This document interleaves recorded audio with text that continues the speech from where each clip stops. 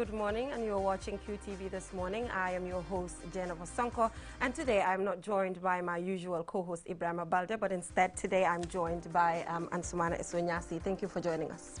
You're most welcome, Jennifer. Good morning to all our wonderful viewers out there. I mean, it's a perfect Monday morning. The weather is perfect out there as well, so couldn't be happier to be here. All right, talk to us about your weekend. How was your weekend? I had a great weekend, except that, you know, one team that should have lost and, you know, like give me a perfect weekend.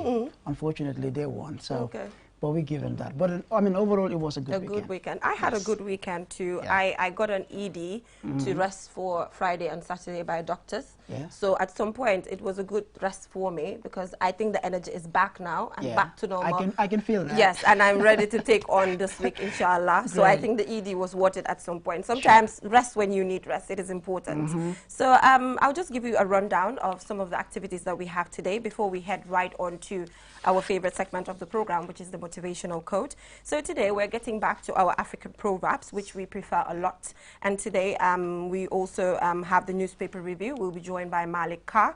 And Community Watch, ActionAid donates farming implements to youth and women. We also have social issues where we'll be talking about right to information bill. And we'll be joined by Ade Durami and MS Ba, who is the Vice President of the Gambia Press Union. So, Esso, take us through our motivational quote of the morning. Well, the motivational quote for this morning, I mean, the African proverb, right? It says, the battle of grasshoppers is a feast for the hawks. All right. What does that tell you?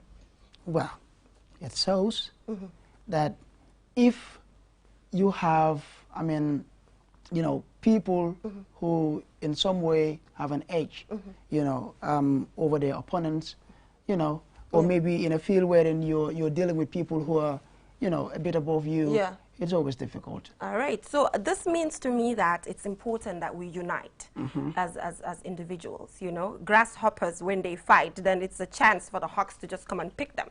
But if they unite and get to fight the battle, so let's just bring this down to the natural context that we get to deal with every single time. Yeah. We've been singing the fact that it is important for entrepreneurs in the Gambia to try to collaborate to do certain things. And when they get to collaborate, then they will be able to compete internationally. As in the saying, where there is division, no development. No development. Yeah, so like I always say, I think the motivational quote have this special thing to it. Absolutely. It's so deep, whereby it has a deeper meaning, and then you have to just exploit it. So moving on, we will take a short commercial break, and when we come back, we will head right on to the newspaper review. And like I said, we're joined by Malik Carr to help us analyze some of the stories that we have on the papers. Do stay tuned. Q Money, the biggest mobile money service in the Gambia, has taken mobile banking to the next level. Now, you can link your Q Money wallet with your bank account. Yes, link your Ajib or EcoBank accounts with your Q Money wallet and get instant access to your cash anytime. No need to queue at the bank anymore. Transfer funds from your bank account to your wallet or your wallet to your bank account using Q Money Bank Link is the fastest, most secure and convenient way to transfer funds between your wallet and bank account. For more information, call our customer care on 133. Q Money, Sunyu Kalpe. Terms and conditions apply. I mean, you have the BCC and the Ministry of Health commence fumigation exercise in Banjul, which I covered last week, over the weekend. And then you have African leaders renew calls for vaccine equity in Berlin Summit. Then the big news, the Ministry of Health, $3.9 million deal. Of course, it's about corruption allegations here and there. We keep having this. But also, yeah, we have some very interesting headlines as well on the Standard. Okay. All right. Before you delve into the Standard, I will just go with Forea, lawyer Esa Fal. I am the best candidate for the Gambia. We also have UDP launches manifesto 5-point agenda website. We also have civil society actors react to signing of freedom of information law. Fisheries Department hold planning meeting to gender mainstreaming. President Barrow assents to 7 new acts. And we also have under editorial, new presidential candidate hopefully joins the race. Well, for the Standard, I mean, it's all dominated by politics except for one story, which is the gas explosion that destroyed shops and a car in Brikama. Of course, on the UDP, you know, manifesto launching that you cited on the Gambia Daily, it's also on the Standard. It says UDP vows to prosecute Jammeh-era perpetrators at manifesto launching, also on SFL, but on a different angle, that the Gambia's health system is a death trap, a Scorpions preparation event scrapped rather for lack of funds, which is serious, and then you have rival APRC faction unveils no coalition agenda. All right, so moving on Gambia Daily, paradigm shift, MOPSI to mainstream pre-vocational education. President Barrow addresses mass youth rally, lays on development intent beyond election. CDS WAD checks on Senegalese economic contingent meets Barrow. Advent of ATI law, proof of government's willing to widen democratic space, said by the Information Minister. So that is all we have on the newspaper review. Like you mentioned, there's a big story on Daily News, which has to do with Health Ministry's 3.9 million deal. Who got a quote for medical things brought for dying individuals. And we are joined by Malika. Thank you so much for joining us. All right. Thank you very much, Zainaba. It's my pleasure to join you this morning. All right, like I said, this is one of the most important that we have on the papers today, the fact that this 3.9 million deal will get to save a lot of lives. On QTV, we pride ourselves in getting to report on individuals who have different medical issues and get to seek abroad attention to get to go overseas, surgical treatments and all of that. So with this 3.9 million deal, it seems it's a step in the right direction, especially for dialysis patients. Absolutely. We have come to notice that the demand for dialysis is very much high in the Gambia, and a lot of people tend to go to Senegal and in the sub-region to get that. The fact that they were able, the government, to recognize that and then have the listening ear to be able to procure this is very important. It's a step in the right direction. It means that, you know, now rather than having that much span of time traveling somewhere else to get the dialysis, it's next on your doorstep now. You can easily go and get it. So I think it's important that we recognize, you know, that it's something that is worth celebrating for, because it's important. A lot of people are there sitting and waiting for such type of medical equipment, which can be an intervening measure in order to help, you know, save lives. So it's very important. I think going forward they will be also looking at other areas to improve. I think it's highly commendable. Okay. Yeah, we also do know that, I mean, getting one's dialysis in this country is you know, quite expensive. So to have these, really, I think it's quite massive. But also especially taking into consideration the fact that majority of the people really are not well off compared to you know, the very few who can afford it. So I think, you know, this is for me quite commendable, and it will go a long way in saving so many lives. But again, looking at it and the number of patients we have at our hospitals who are in need of this, how do you also think this is going to help, you know, supporting, you know, our health system, especially the main referral hospital, which sees most of these dialysis patients? I think it will help. They will, for sure, must have looked at, you know, the needs and requirements, and the arrangements would certainly be put in place so that they can accommodate most, if not all, of these patients. You know, I don't know how it works routinely in terms of how they allocate, you know, time, but I'm sure they would have a system in place where nobody will be left out, because they will not discriminate naturally. It's a medical need requirement, so anybody that comes and needs it, they will certainly be able to cater for those people. And I'm sure the people that are listening, particularly those that are having this medical condition where they need dialysis, would certainly be excited, because it gives them the prospects that, you know, like you said, a lot of people here are very poor, and you know, just to be able to go to Dakar and let alone stay there, and there are lots of logistical issues, you know, that are challenging, that can easily defeat you. So if we have it right here at our doorstep, you know, I think that is really worth celebrating, and we are very happy that, you know, such a machine is provided for the Gambian people. Yeah, moving on, let's just have a general conversation in relation to the health sector, because I think it's important. The reason why I'm engaging you in this direction is because at some point, I don't want us to come back to the same platform and have a conversation in relation to the fact that our health sector is not there yet. Let's assume you're a policymaker in relation to the health sector and making it better. What do you think should be the primary attention of this sector to actually change it to where it is currently? I would have definitely looked into, and I'm disappointed in most of the manifestos, I haven't seen that. A hospital of international standards is what I would look to bring to construct. As we have seen, the Chinese built one, I think it's in Benin, and it's absolutely marvelous. It's something that both the private and public sector should look into engaging to build a hospital that have, you know, a lot of, you know, the medical issues that we need to address, so that rather than going to the sub-region can come here. And we can do it. It just requires a lot of planning. I know health is a very expensive thing. The cost is really high. But if you look at, you know, the importance of it also in the social fabric, then you can cater and provide for something that is of international standard. And I'm so with donor partners and other areas, the government and other people would look into seeing that it's important that we have a hospital that really matches any other hospital in the sub-region. I think that is one policy area that I would have definitely looked into and would have loved to see into all these manifestos being addressed there, that they would be looking to creating it in partnership with the private sector and also the public sector taking the lead. All right, talking I about, think, yes. I think his, touched on a very salient point. It's not just about building these massive structures, but also having the infrastructure as well that is of high quality to be able to attend to the daily health needs of the people. So I think that is a very salient point that he's talking about. Yeah, a hospital actually is not like, I have a friend of mine that keeps telling me, because he used to work in the hospital as a hospital engineer, he said it's not just the buildings. The hospital, you know, you can have beautiful buildings. It's about the equipment. It's about the people that work there.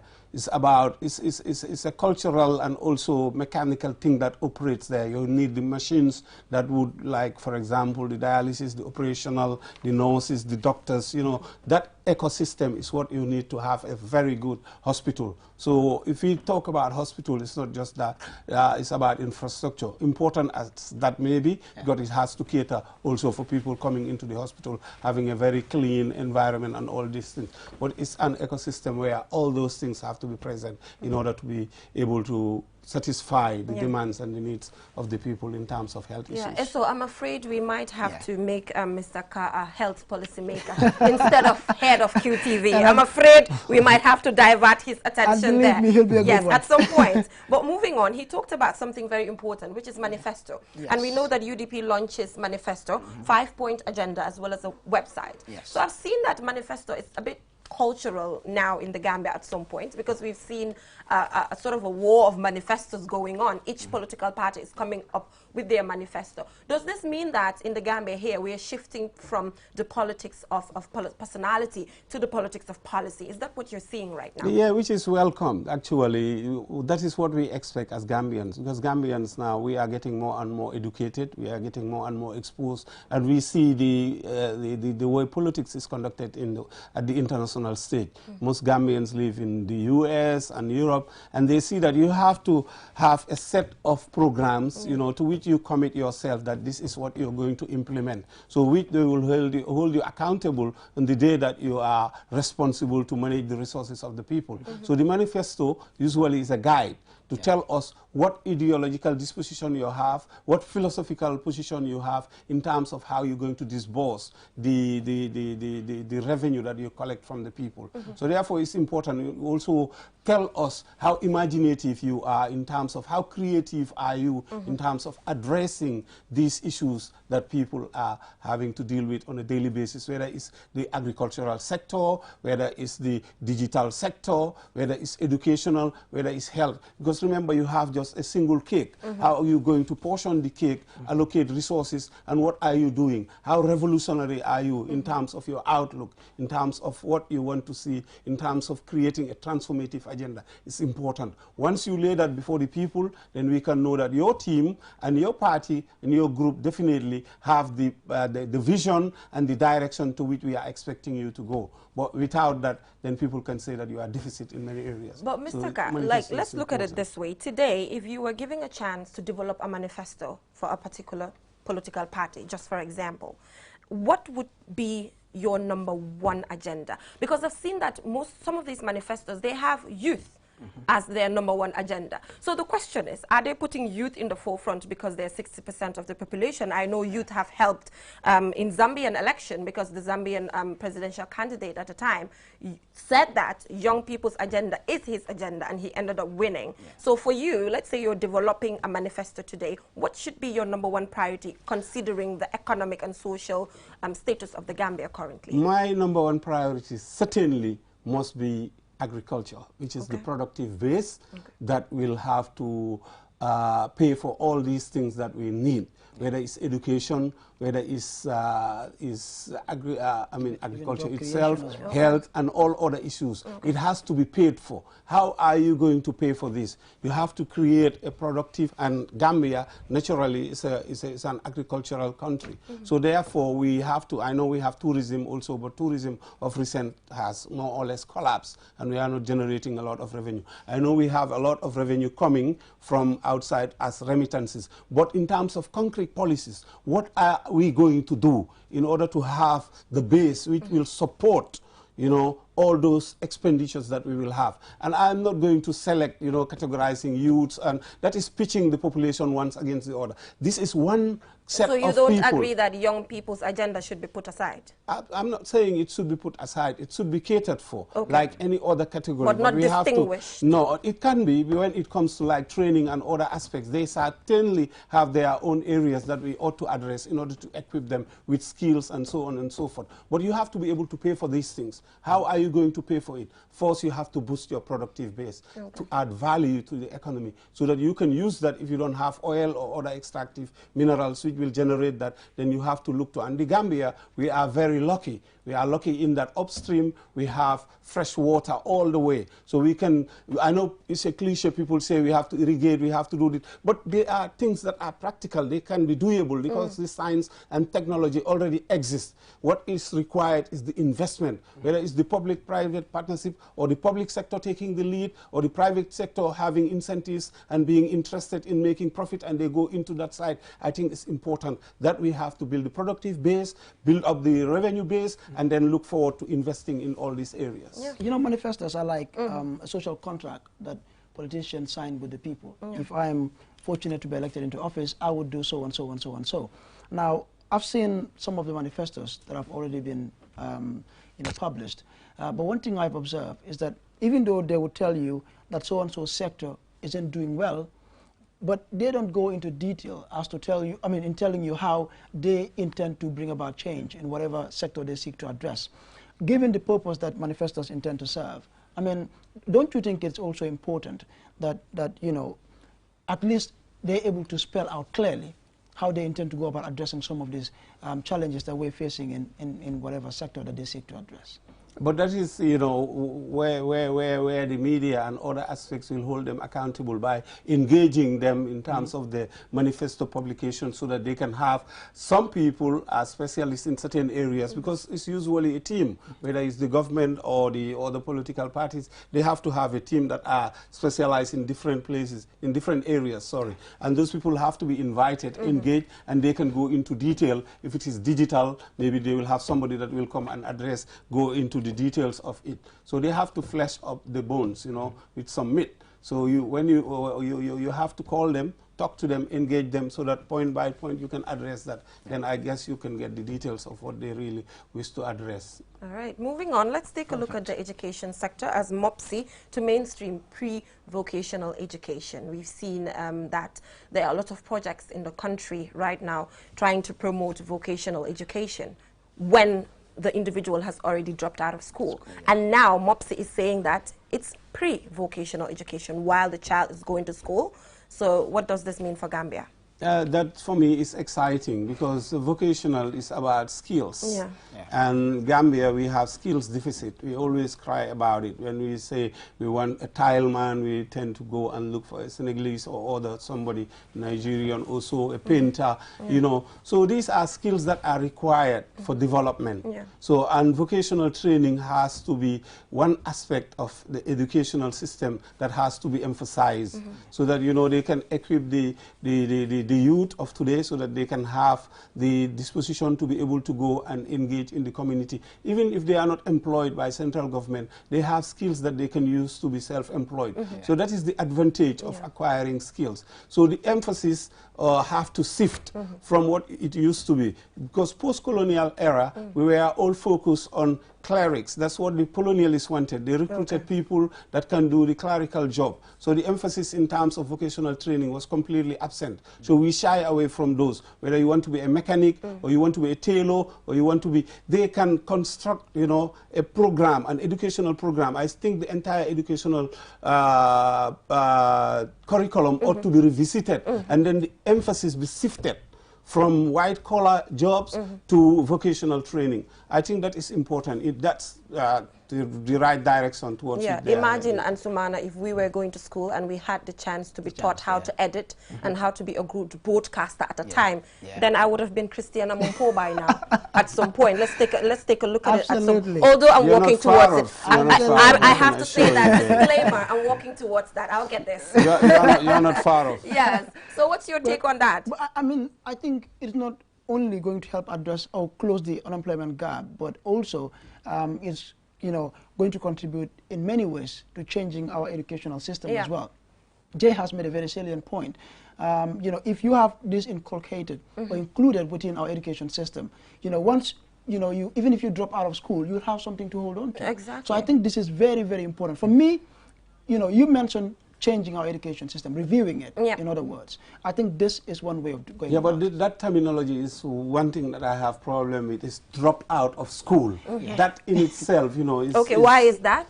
I mean, we cannot allow anybody to drop out of school. There must be a continuity in terms of education, equipping you with skills and all these things. So we must not allow anybody, as long as people are dropping off, like you're running a bus and people dropping off, you're failing. So we cannot allow that. So that's and you just said this, and something came to my mind. It's a bit discriminatory saying drop out of school, because at the end of the day, even if you don't finish grade 12 and at grade 9 you decide to go to GTTI, it's still schooling. But it's not drops, but it's actually pegged at that. This is one deeply rooted mentality. That we have. We need to all that mindset and the language has to change so that we can, you know, really able to address and help the young people. We have to continue engaging and talking to the young people so they understand the value that skills do add to themselves and to the community. And therefore, you know, we can be ready for a transformative agenda of developing the next level. Without that skill base, then we definitely will be remaining stagnant where we are. All right, so moving on, let's take a look at Esa File's bid for the presidency. Quite interesting. It's two sides to it, because if you take a look at the argument is that he should have waited till the TRRC white paper is out. Or is it okay that he's going for the presidency now? So what's your take? Well, either way, he has argued his case to say that he has finished what he was meant to do. A lot of people, you know, feel that, you know, it's the timing for him. He should have continued to finish. But if he had done that, maybe he would not have been able to enter the race. But now that he is there, I think that is the most important thing. He's exercised what is his right as a Gambian to be able to join the fray and contest. Now he have to assume, you know, the responsibility of really fighting to be there, to be part of the, you know, people that are serious contenders. Okay, and also I saw a picture of all of the aspirants' heads put together, the different ones, all of them. So that gives us a picture of how many people that we are supposed to expect. But looking at it, it's just 2 women.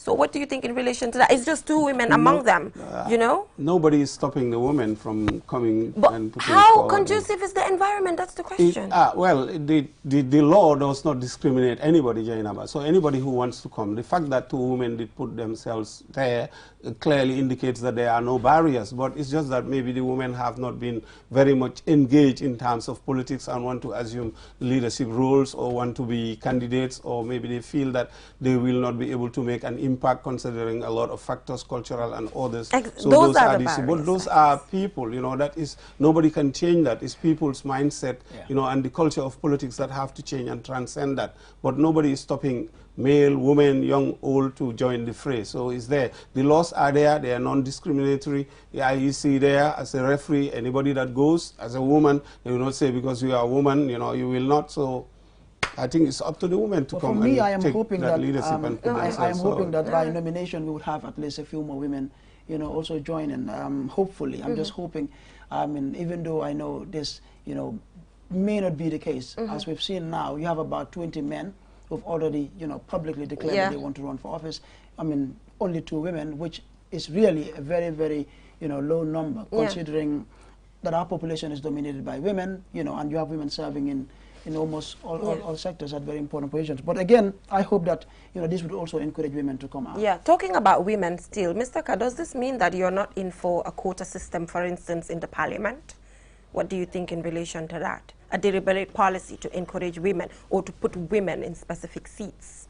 Well, we can look to adjust, you know, because of the nature of the voting pattern in the Gambia, and if you want more women representation, it's a challenge. I was discussing it with some friends, you know, these days, and we were looking at the modalities, how that could be achieved, you know, with some kind of equitable results. I think, well, it's something that's worth looking into.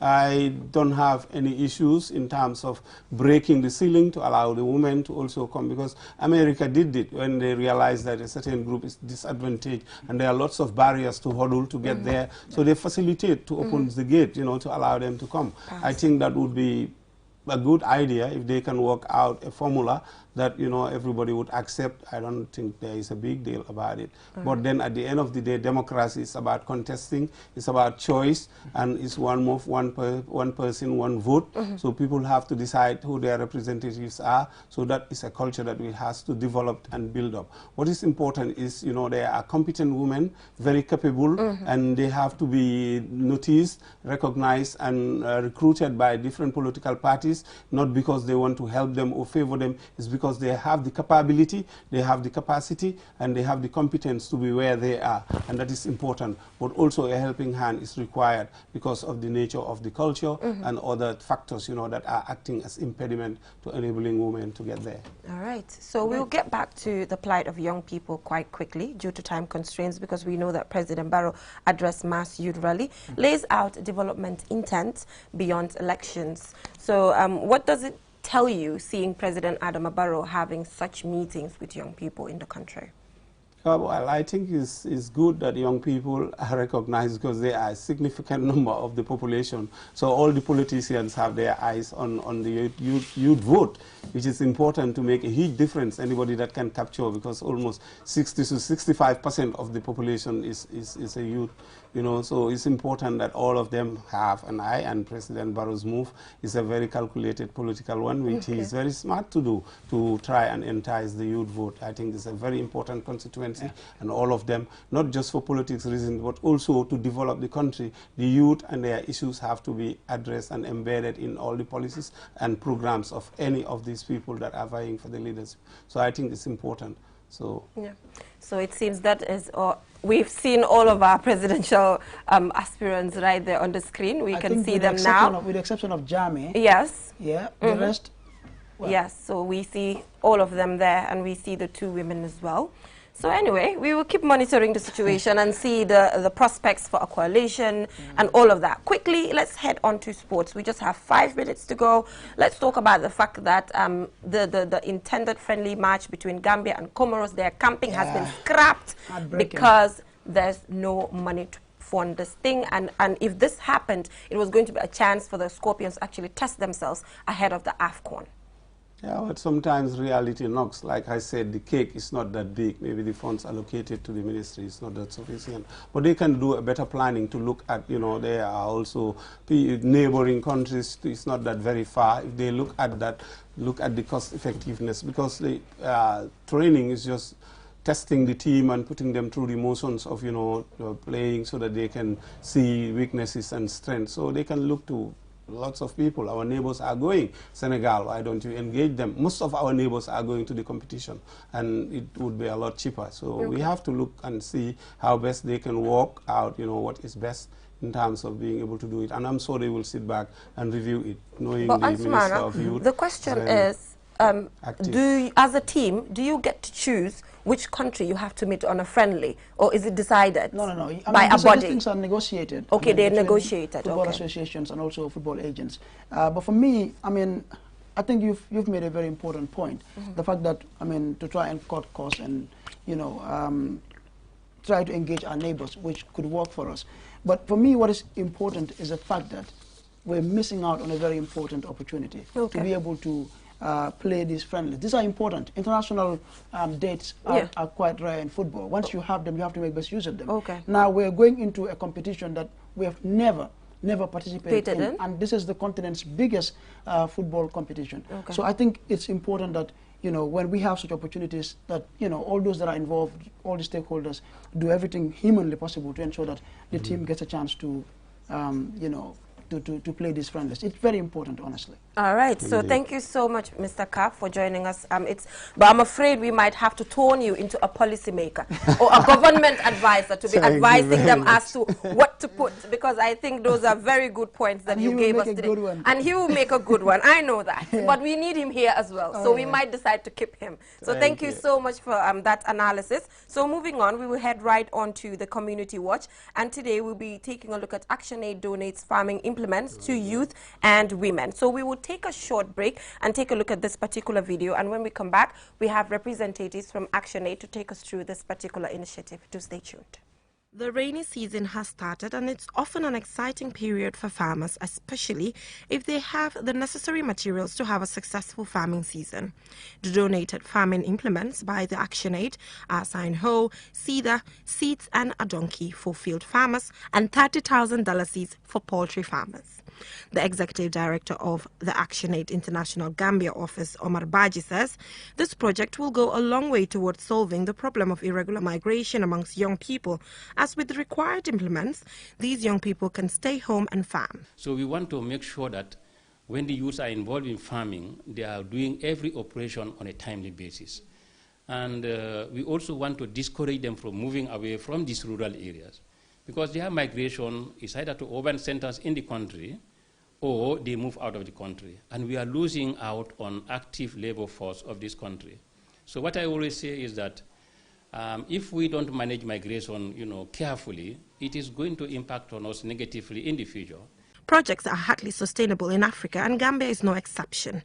We engaged the executive director of ActionAid on how best they are working to ensure this project's sustainability. So what we do, before even we went ahead to give this implement, is really to do what we call farmer training. And we do in farmer training needs assessment, establish and identify the needs of the people in terms of skills, and then train them in those areas before we even go into giving them implements or inputs.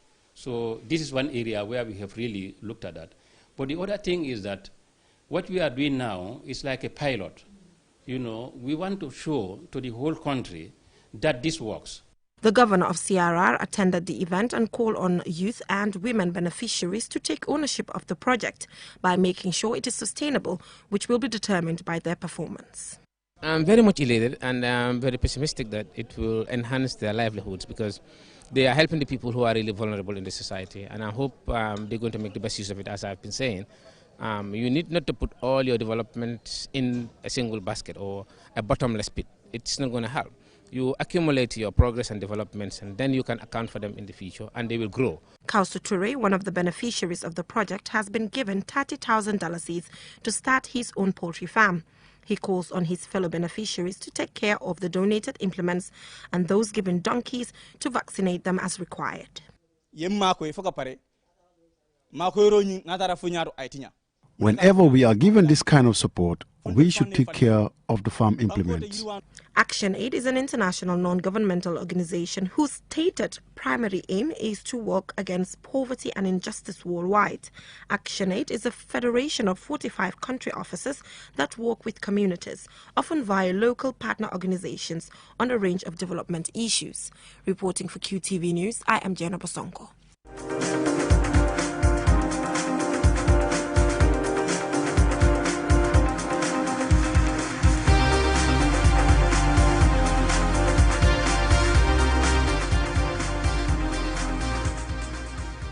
Welcome back from that short video. I think it's Jenna Bosonko for QTV News and Jenna Bosonko sitting here today for this morning. So we are joined by representatives from ActionAid to further explain to us what this project means and what they hope to achieve with this project. So yes, we will start with you, Cyber T. Suso. Take us through the importance of this project and what ActionAid hopes to achieve from it. Thank you very much. I must commend QTV for inviting us to this morning show, and also thank ActionAid for giving us this privilege to be able to come over here and talk about what we do. To get to the project, it is a project that ActionAid conceived within our little resources that is available at our disposal. And we critically look at this project and said, what do we do? You know, because many times people think young people are not really interested when it comes to agriculture, and we conceived, because the way we work as program coordinators, we conceive our program, we sit with our manager, we discuss the program, and we look at how important, how impactful will that program be. So the first step is that, to convince our manager that this is something that we think we could. We discussed with him, and that really went well. So the projects look at young people and women into agriculture. We said, okay, it is agriculture, the rainy season is coming. What do we do for the young people of our constituents, that is the Nyaminas, Nyamina East, West, and Dankunku, because that is where LRP 8 and 11 is. And we said, okay, we will get into supporting them with farm inputs and implement. And we said, okay, what do we do? Do we buy them tractors? No, we don't have that money. But we can give them seeds, cereals, sign hoes, seeders, and a donkey. And often people ask, but come on, people are moving. Why not buy tractors? Why not give people tractors and giving them donkeys? But is the sustainability? How many tractors were brought into this country? Where are they today? But these donkeys are sustainable with these young farmers.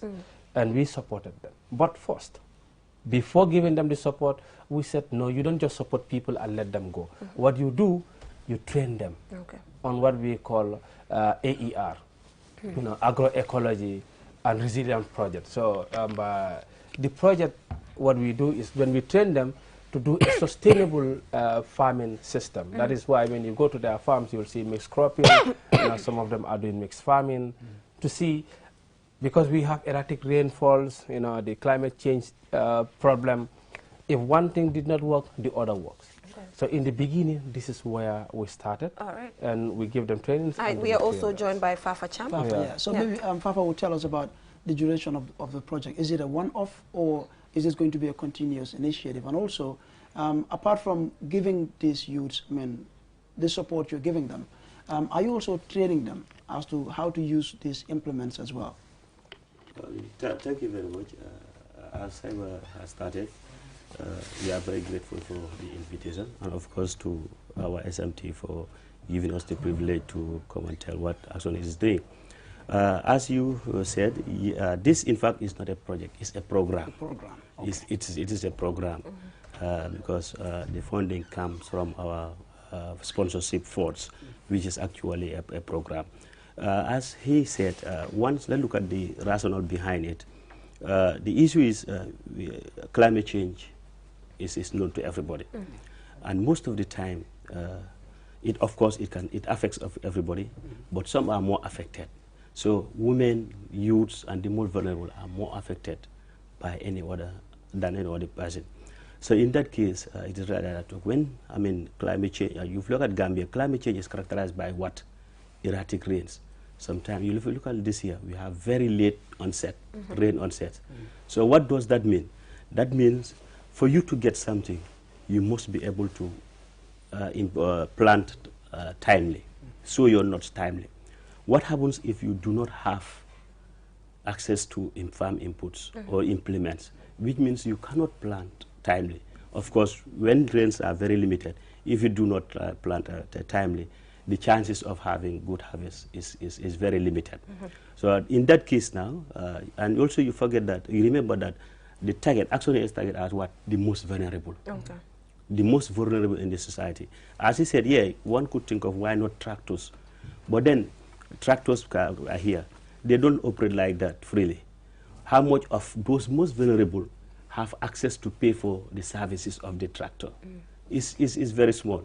So therefore we said, okay, let's provide them the simple farm implements, the seeder, the sine hoe, and give them seeds, so that once rains are down, they can easily get to their farms. So it's important that we talk about continuity as well. Now that you've given them these farm implements, we've seen programs or projects or whatever you call them come, they give support, and next minute you come back the next year and you ask the individual, they don't know what happened. So what are you doing to ensure continuity of this particular program? That's a very good question, Jedaba. First, we believe that if you give the equipment to the right individual, it should be need-based. Okay. You see, most of the time what happens is we just give out implements, or you just give out things without proper analysis of who, or diagnosis of who needs it most. Because if you give me something that I do not need, the chances of me carrying it is very limited. But if you give me something that I really need, that I know is a felt need, the chances of taking that equipment or the material would be very high. So first we ensure that the rightful individual we are given these materials. That is one. Two, as we said, we are going to conduct continuous monitoring, not by only us. I was going to ask about that. Monitoring. In fact, not by only us, but with the apexes, that is our partners that we are working. Because in fact, it is the apexes that identify them. So that continuous monitoring to see if the equipment that we are giving to them, or the farm implements that we are giving them, they are making best use of it or not, and then they will be reporting to us on a monthly basis. Once we realize that yes, Mr. X or Madam C is given, she's not using her equipment, then the apex would retrieve it from the individual and give it to another person whom we deem needs the equipment. Okay, but Cyber, it's been months, 2 months or 3 months since you gave this farming implements. 3 months, is it? 3 months, yeah. Okay, so can you update us in relation to the current situation, in relation to the individuals that you've given it to? How far have they gone? I wish it was in the field, because often we'll think people, when they come to the media, they blow their own trumpet. But it was on Youth Dialogue anyway. So that's a justification. Yeah, when you go to these people and have a close contact, a close conversation with them, one thing that they will tell you, suma amuton li, ren how manaka la don def. Okay, meaning if I haven't had this here, I don't know what I would have been doing by now. And you can see the impact of the farm inputs and implement that is supported to them on their lives and the farms that they are farming. Because you see one young man having 3 to 4 different farms. These are of 2-3 hectares. A farm of 2 hectares, a farm of 1 and 1.5 hectares. If the person do not have those materials, would not be able to do that. And in the Gambia we live in an extended family. Apart from the person's individual farm, the other farms of close families that those materials have supported in plowing and in seeding tells you that the right people have been given this material, and you'll be welcome during harvest time. It looks like ActionAid is already happy with the progress of work so far. Yes, so far what we have seen in the field, give us hope that come harvesting time, you'll see a colorful harvest from the people, because this is something that they themselves say, and you can see that the materials given to them, the impact of it on the farm that they are farming. So definitely we are so much proud of that. All right, so that's important. So now, Fafa, take us through continuity. I'm going to ask this again. Is this program going to continue? You know, you've targeted a group of individuals. You talked about the fact that you did a careful selection and there are FXs all over that will get to take the materials back if they're not doing what's right. Do you intend to extend this to another number, or you're just going to stop here come next rainy season? And also, just a quick one, if I may add. Yeah. Apart from the monitoring, are you providing guidance as well for these beneficiaries? Yes, actually, Saiba did mention that at the very beginning, that we've initially conducted training for these people. And the training was basically on climate resilient sustainable agriculture, just to cope and adopt the impacts of climate change. Yes, I would say continuity will be done. I say this is a program. Okay, it's not a project. It's not a project.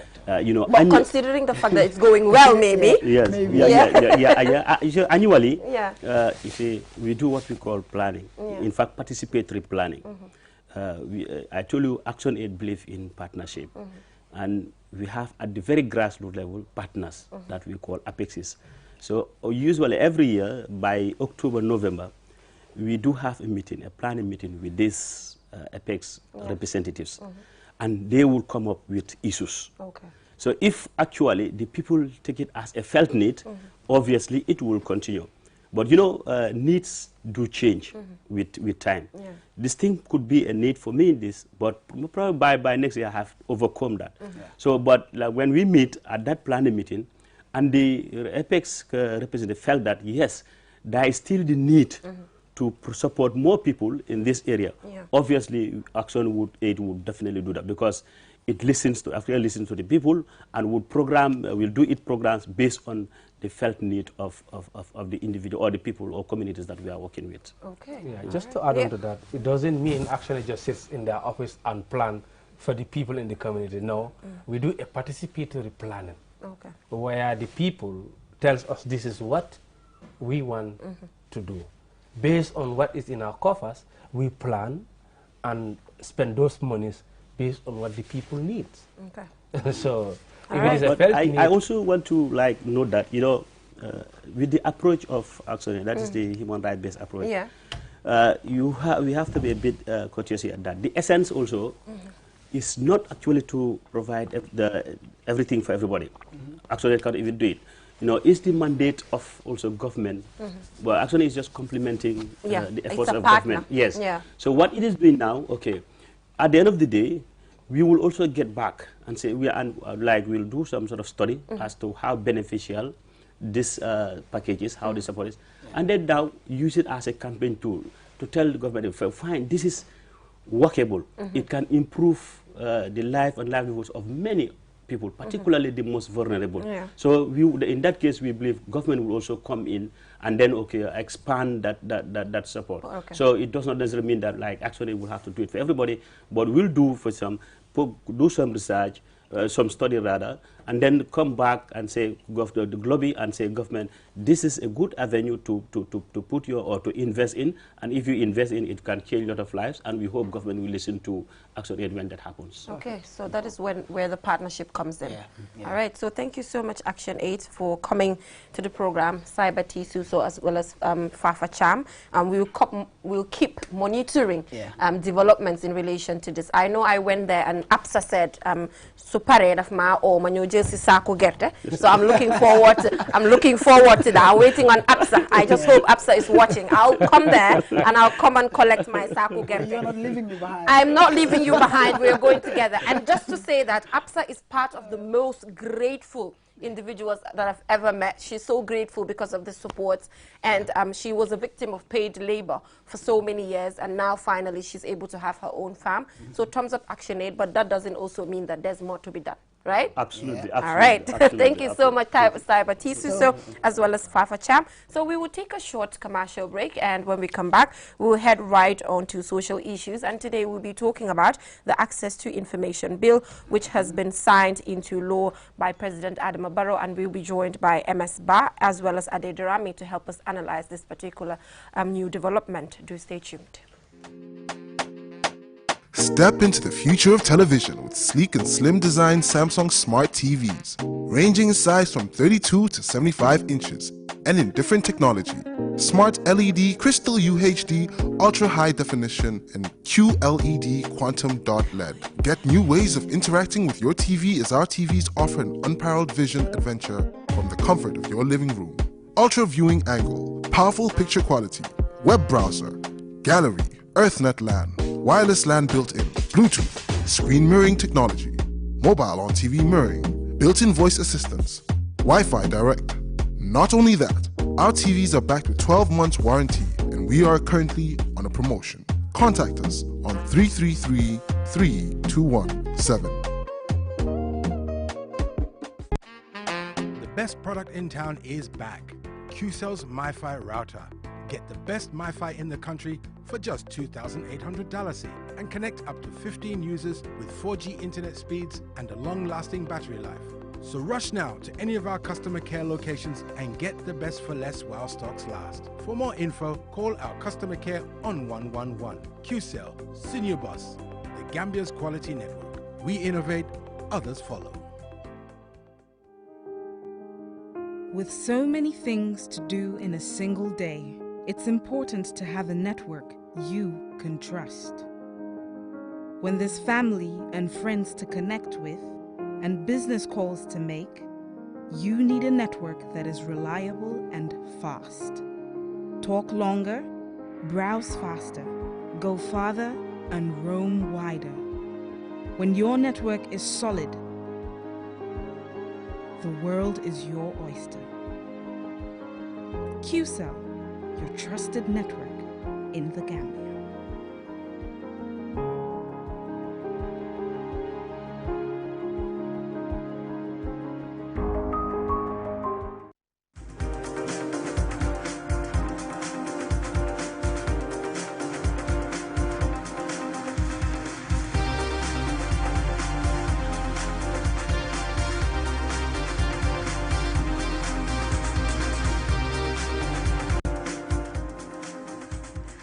Welcome back from that short break. If you're just tuning in, you're watching QTV this morning. I am your host, Jennifer Sonko, and joined by my amazing co-host today, Ansumana Sonyasi. Someone enjoys that when you say my amazing co-host. That's Ibrahim about that, but he'll be back here soon. Like I mentioned, on social issues, we'll be taking a look at the Right to Information Bill. That is, we all know that the President recently signed it into law, from a bill to a law, finally. Yeah. And I know people like Adedarami and MS Ba are jubilating, considering the fact that this has been achieved. And I'm joined by MS Ba, Vice President of the Gambia Press Union, as well as journalist, and journalist Adedarami. Thank you for joining us. Pleasure to be here. All right, we'll start with you, MS, because you're at the Gambia Press Union. This is something that you've been advocating and fighting. So what does this mean for the Gambia Press Union and generally Gambian journalists? All right. I think indeed it's a great milestone. You know, that we have access to information law to guarantee access, the fundamental right to access information. This was an initiative, you know, brought forward by the Gambia Press Union, and then later in collaboration with the Civil Society Coalition on access to information. I think this is the first legislation of its kind, which is driven from the civil society and the media perspective. So I think it's a great milestone. The government, Barrow-led government, has definitely done what they are expected of. I think it's definitely a good step towards the right direction. I mean, Mr. Ade, it's been a long way coming, really, and I have to say that we cannot start, you know, without commending, you know, the people behind us, the CSO coalition on the ATI, but especially the GPU and government, because this was a campaign promise. What does it mean, not only for journalists, but for members of the public as well? I mean, for members of the public, I said on another program, this is a game changer, because I think what we have to do now is there's a set of education that we have to go through. We have to educate the public to know that they have rights, to demand this. We have to educate the people who keep the information, and it also needs to be pointed out it only applies to public bodies. So you can't write to a private institution or private business and say, I want this information. It only applies to public bodies. And there's some interesting aspects about it. When I looked at the Act, there are 52 pages to the bill. It's now an Act, now that it's been given presidential approval, which means it's law. It echoes the British one very, very closely, which only came into being in 2000, so it's not that long ago. And is very closely based on that. And also in Britain, I actually worked on that. And so there was a great deal of education that needed to be done. Information Commissioner Office was set up. Information officers in individual public bodies had to be set up. They had to be taught how to keep the information in a particular way. Now for the public and civil society, what we have to learn is that I can make a request for information that should be provided, and I actually don't have to tell them why I'm requesting it. You just write and say, I would like you to provide me with this information, and then things follow from that. Yeah, I think this is something that I was going to ask, because the capacity of public bodies to provide information might be a huge constraint when it comes to this particular access to information act that we're looking at right now. So what can be done should this be digitalized, or what are we looking at to make sure that the information is there, considering their capacity and even willingness to do it? I'll take them one at a time. I'll start with the latter, the willingness or unwillingness. Part of the culture that needs to be changed is that government departments have been, and public bodies have been in the habit of just summarily refusing requests for information, even when there's a legitimate reason for somebody asking for it. Now, in terms of the people who are going to be providing the information, I think the problem we're going to have is that if you write to government agencies or public bodies here, some of them use Gmail, some of them use Yahoo. Really, all of them should be using gov.gm, all of them. And so that's something that has to change straight away. And then what needs to happen rather is that they need to be shown that for information of a certain type, you keep it in a certain way. And all of them, regardless of whether it's a ministry or a department or an agency of government, they all have to keep certain types of information in a particular form or order. You talked about digitize and so on. That also comes to when somebody makes a request. There are times when if you request a document that's going to cost, I don't know, $3,000 just to print, they can actually refuse to give you that. But there are legitimate reasons for exceptions and exemptions. All right, so moving on, MS, let's talk about communications officers attached to these institutions, because sometimes their capacity is not to an extent up there in relation to educating the public as to some of the things that are happening. So is the GPU in any way will be engaging them or training them in relation to providing information to the public? Because sometimes you ask communications officials about certain things, they will tell you, I do not know. You will ask them, who should I interview in your department for a particular story? They tell you, I do not know. So what is going to happen in this case? First is I want to tell you that the access to information has an overriding effect on government bylaws. That is the bylaws that regulates, government conducts and, giving out information, as well as some of the colonial laws that are daring the public servants to give out information. So I think like the Official Secret Act, which was here since 1912, around that time. So it's a colonial law, you can imagine. So those are kind of laws, and the government, is it the public order or whatever. So these are laws that are making these information officers to be like, I have to be careful, because they know the regulations are there. But now, coming into the capacity, I think it's a process. It's not just like automatic. We have a commission that should be set up. It's a process, and also the information officers that should be deployed across the public sector. These information officers are required to be, like given the capacity to understand how to keep this information, how to also deliver this information. I think there should be a vigorous capacity building. GPU is looking into having that partnership, making sure to, moving forward, because you don't just bring a bill and then, leave it as it is. Exactly. So what you do is, I think it's a step. It has to go through certain processes.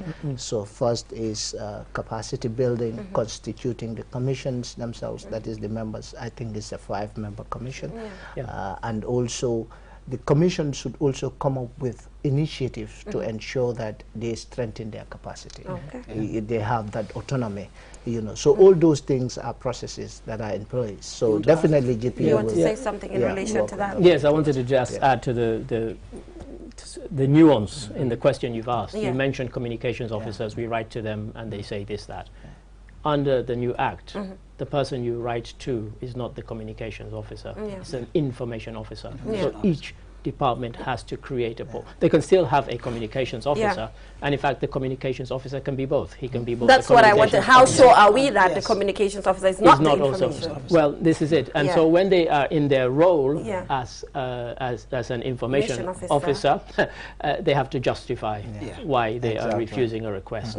That's legitimate. And normally, as we speak, that justification is not there. At some point they don't even want to talk to you. This act takes away all that. And you know what else I want to know? Is there a specific way that government officers are supposed to follow in relation to employing information officers? Or can somebody be employed randomly, or it's based on a strict and structured rule? The Act, as it comes into, once it comes into force, actually says how you should recruit the person, the type of training they have to go through. It specifies all of that. And also the commission is also giving the free will to also have a code of ethics, sort of to regulate its operations. For information officers. Exactly. So this is there. So they have those powers. So definitely we're hoping that the commission will be constituted. I know it will be because it incurs, it has some financial cost. Jay mentioned willingness earlier, which I think is very important. We know that when it comes to enforcement or even observance of the law, to a great extent is a problem out here. So now that we have this law in place, which is highly welcoming, especially for us journalists. But in the past, we've had situations where, communication officers, now information, I would say, would tell you, no, this is classified. Or even if that may not be the case, how important is it for information officers to also understand that they're duty bound to, make information available, information that, as they would always quote, is not seen as a threat to either peace or stability or anything, but information that should be made readily available for the public. It's an easy one, and I mentioned earlier this thing about education. It's about educating them as to what their new roles are. But part of that education says, if you unfairly reject a request for information and the person appeals, you could get sanctioned. To the extent where your ministry or your department could be fined. There are financial penalties. Now, who wants to be the person who says, I'm responsible for my ministry having to pay $1 million fine? Or you can even go to jail. Indeed. You can go to jail, or you are fined and go to jail. So I think, we have to look at this access to information as a fundamental right. It is guaranteed by the African Charter. Article 9, if you look at the Universal Declaration of Human Rights, it has already mentioned, having freedom of expression. But it cannot be guaranteed without having a law, a legal framework to guarantee that. So we have to look at information as a human right. I think Sierra Leone is one of the countries, I think 2013, if I could recall, and then it came into being in 2014. Kenya also. I think these are countries, we know there are challenges, but they are definitely trying to make sure that this laws works. It's not just like it's going to be automatic because certain institutions should be in place. But this is a human right. It's guaranteed. if you look at the Section 25 of the Constitution, states freedom of expression. But now, how can you guarantee freedom of expression without having a law that guarantees access to information? So it's about looking at it as a right, not just like it's anything, you know, because there initially, even during the debate or during the process itself, people were even thinking of amalgamating this commission with the Human Rights Commission because it's a human right. But now looking at this work, is so bulky. It needs a commission. In Kenya, there's a commission. In Sierra Leone, the same thing. So these are models, because in other countries where there are no commission, it is difficult to implement it. It will be difficult to enforce it, really. So to enforce it, exactly. But now you have a commission that has an autonomy, you understand, to execute this to the latter. It even helps, it's not only the public, even the government. It helps to operate, because look at the record keeping. It has already mentioned proactive disclosure, record keeping, and then it will help government to be focused on proper record keeping. It's not only the public, but government also. It will help government, obviously. Okay, I have two questions, and I think I'm going to share it between the two of you. I'll start with Ade about Sierra Leone. You're a Sierra Leonean. Yes. In as much as you're not living there now, but I know on a daily basis you get to follow some of the things that are happening there because you're a journalist. So can you update us in relation to the performance of this particular law in Sierra Leone? Because most of the time when you put laws in place, you get to use its performance in other countries to have lessons learned and all of that. So I just want to understand, Sierra Leone is not far from us, and we share a lot when it comes to culture, food, language, mindset, all of that. So how is it going? Yes, there? I was hoping you wouldn't ask that question. Sorry to disappoint you. No, for a very good reason. I was involved in trying to get the law passed in Sierra Leone, but I felt that my involvement was very, very minimal. So that on the day the president signed it, I actually refused to be in the photograph that was taken at Parliament because I felt I hadn't done enough. But onto the more serious matter, every now and then I will post in the Sierra Leonean WhatsApp groups. Who here can tell me that they have successfully used the access to information law to get information from government? I can tell you in 3-4 years of asking, I have never had a single person respond. Because there are a variety of things. Either people know it's there, but they don't know how to use it, or they don't know it's there. So government needs to have gone on a kind of education drive to tell people it's there, it's your right. You know, we're not keeping anything back from you, we're being transparent. Part of that transparency is you are entitled to ask for certain information. Some of it is mundane information, things like every government department or government agency's annual reports should be available on request. You know, because many of them don't have, their websites are not kept up to date, let's be honest. And so you're not going to go on there, click and so, you know, so in Sierra Leone and here, you go on a government department, you think the last thing posted there was 2012, and you think, what? But they should keep all of the annual reports, and you as a citizen can ask for it and should be given it without having to incur any cost. Okay. So there's nothing we can learn from them in a positive way? In a positive way is that MS mentioned civil society, GPU being involved. I think it's for the GPU and civil society to actually push to ask for this information. We've seen court cases that have been driven by civil society that 5-10 years ago would have been unthinkable. Now this law has empowered us. Let's use it. Let's not just let it gather dust on the shelves. But do you think in Sierra Leone, the government, you talked about the fact that probably they don't know how to use it, or the government is not coming out to ask them that. They need to ask them questions in relation to accountability. Do you think the government over there is coming out boldly to say, ask us the questions, we want to answer? They're not. This act, and also the Sierra Leone one, talks about proactivity. It talks about proactive disclosure. It does not happen there. And that is what we have to force our government and our public bodies to do. At some point. I think that is also in some way contributing. So the next question for MS is that you talked about the fact that the human, at some point, they wanted to kind of join the Human Rights Commission with the new commission that they're planning to have. And that the work is so bulky that at some point they decided that this commission has to be independent. But considering the fact that there are lots of commissions in the country, and at some point sometimes they do not work, Gambians have this negative mindset about commissions in the Gambia, and considering the money involved in it, the capacity involved in it, don't you think at some point it is important that they just put this under the Human Rights Commission, considering the fact that information is a human right? I'm just asking for your opinion, considering all of these constraints put on the table. Yes, I think if you look at the importance of information, you know, obviously is the bedrock of, I can say anything, bedrock. So that is why it is very important. Information is very key because it helps citizens to have informed decisions in how, one, their country is governed, secondly, how they even improve their lives and livelihood.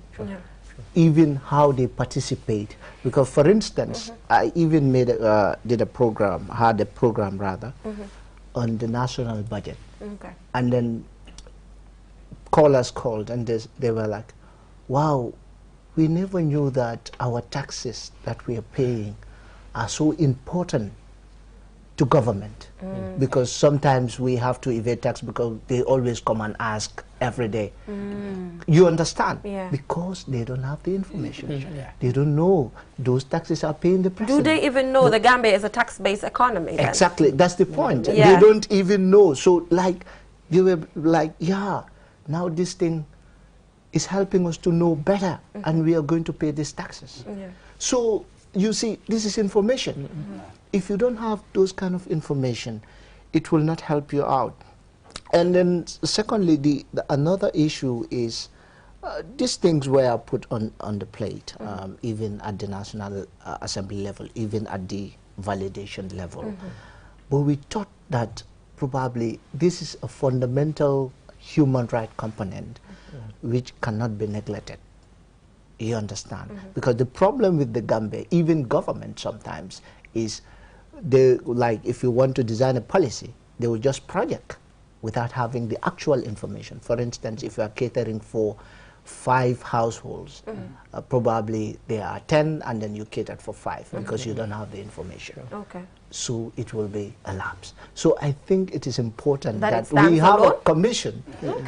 And then also this information is going to, I can say, alleviate corruption.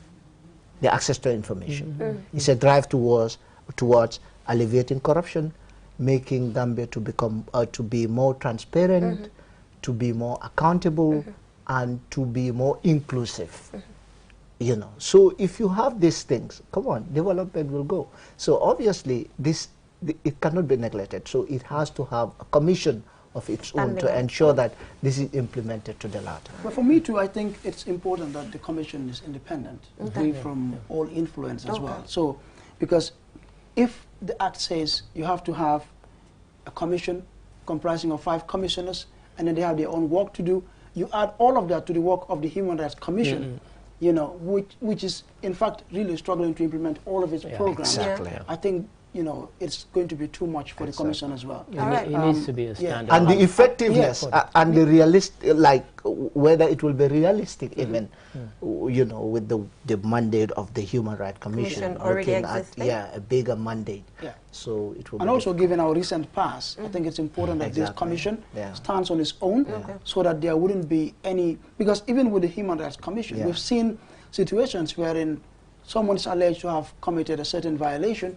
The commission comes up with a recommendation, observe only for a short period, overturned overnight. But how sure are we that this one might not suffer the same thing? We don't know. Well, we don't know, but I think it's a good thing. But that is why the media has a role to play, civil society has a role to play, the citizens themselves have a role to play. You know, there is a penalty, and then they also can decide whether government is serious in giving out their human rights or not. Just very quickly, that last point, how are we certain that this will not happen? Simple.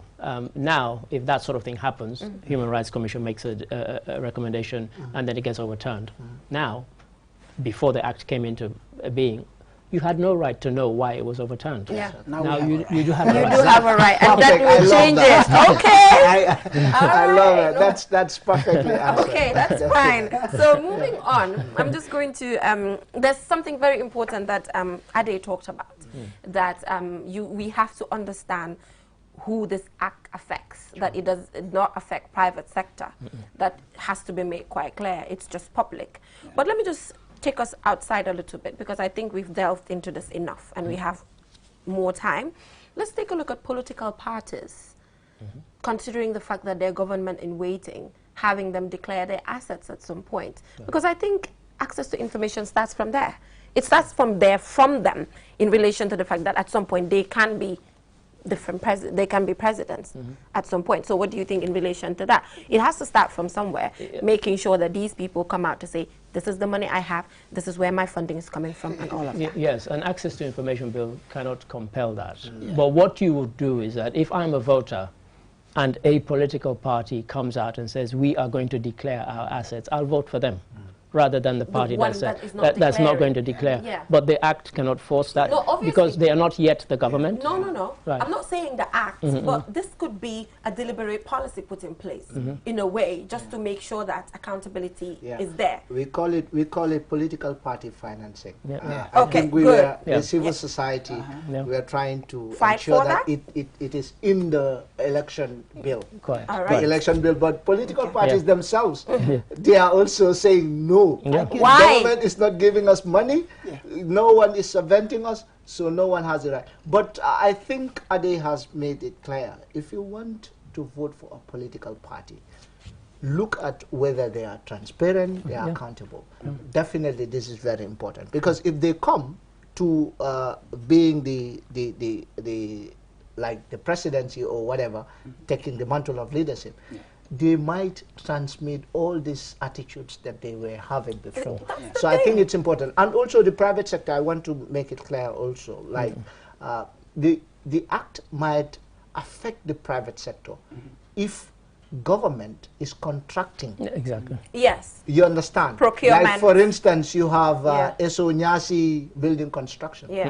And now they say, okay, Latrikunda Road, we want Eso to to build it. So those procurements, blah blah blah, the contracts you and have stuff, to bring it you out. have to be asked, because you are going to manage public funds. So That's it's not entirety the private sector, they are not going to be questioned. No, even also like the public regulatory authority can be used to question service providers. Like you can go through the public regulatory because they have the mandate to tell the public about the tariff. That's right. Why is the tariff expensive, the internet tariff, and so on and so forth. So they are not exempted totally. If they have a link with to the public, taxpayers' money. Exactly. Yes, then they they have are. to But be if you have your personal business and then you're doing business, but if you are safe. Have nothing to do with the public for the moment. But if you take a transfer from the public, come on, taxpayers' money. Regarding the political party financing disclosure you mentioned earlier, I mean, I've covered two political inter-party dialogues that the CHOs spearheaded for political parties to also declare their sources of finance. I can tell you all the political party leaders who've been there, I mean, it's a no-go area. It's a no-go area. And I don't know why we can push it. We can push it still. Public finance, political party financing. It's very important in our democracy. I think that is why we need the anti-corruption bill. We also need the constitution, the new constitution, the draft constitution. We need it. We also need a robust electoral reform. Gambia should evolve from just the normal business type of politics. I believe people should be accountable from the grassroots, from political party level. Because they are part of the governance system. They are. And I'll tell you why it's important. Just last week in Britain, where they have the law that if you contribute a certain amount of money to a political party, that political party has to name the donors. It was found that at least 10 companies that had given money to the Conservative Party, which is now the party of government in Britain, had benefited hugely from contracts given because of COVID. Some of them, one company that had made a loss of 800,000 the year before, this year made a profit of 16 million based on, and that was just one company Yes, because and that's it's in all the British papers. My so back, I scratch yours. So obviously, these are the things. This is why, and even it's dangerous not to know where political parties are getting their funds, because one, terrorist groups can have interest in your country. They can finance. Even let's say terrorist groups, drug cartel. They can have interest, and then they can be pumping money to a specific political party, and then we can even have influence over the voters. If you start dishing out $10,000 to people, come on, they will be like, wow. And you don't know, you never know where the money comes from. So I think it's important. I think it's a topic of its own. It is because public finance, political party financing is very important. It has to start from there, so that if you become the government, definitely it will be easy for you. The reason why I brought this MS is because everybody's on the government right now, hitting the government hard in relation to corruption, in relation to things. But why are they, as opposition parties, not willing to come and declare their funds as well? If they are saying the government is turning a blind eye to corruption, how sure are we that there are not corrupt practices happening in their political parties? That's a question. That's a question. We need a legal framework to ask every political party. Yes, of course. And I think we deserve answers at some point, considering that we are voting for these people. It's not always the government sometimes hitting hard on them. At some point, we need to take a look at them. I think Ade says it's easy to blame government in a democracy, so I really enjoyed that.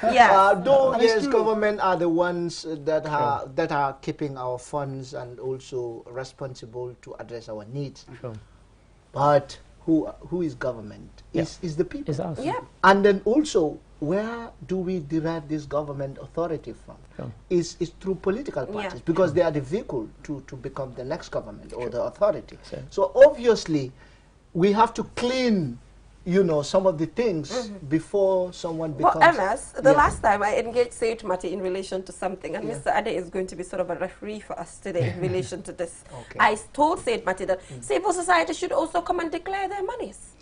Absolutely. Because you are the ones holding government and political parties accountable. Tell us where the money is coming from. Absolutely. But in most of the time, more often, you see civil society, what they do is, whenever they have a program, they will put in T-shirts, with T-shirts. You see UNDP sponsored by this thing.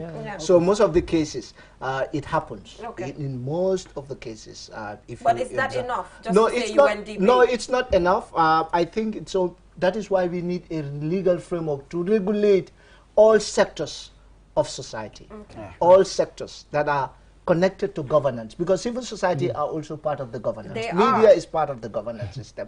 So anything that is part of the governance should be regulated, including media, including civil society, including political parties.